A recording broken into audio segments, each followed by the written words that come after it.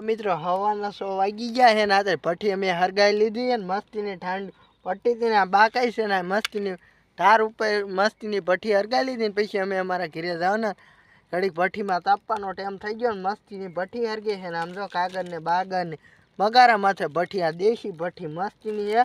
ને શિયાળાની ઠંડી ઘણી બધી પડે છે ને બરફના ડુંગરાનું ઓગળી ગયા ને અત્યારે ફેમસ લોકેશન ઉપર વિડીયો ભઠ્ઠીનો બનાવાયો ને આમ તો કેવું હરગે છે ને અમે ભઠ્ઠીમાં તાપવા બેસી ગયા છે ને સવારના 100 વાગે છે ને શરદીને બધી હતું ને બધું મટી ગયું ને અંગી દવા લઈ લઈને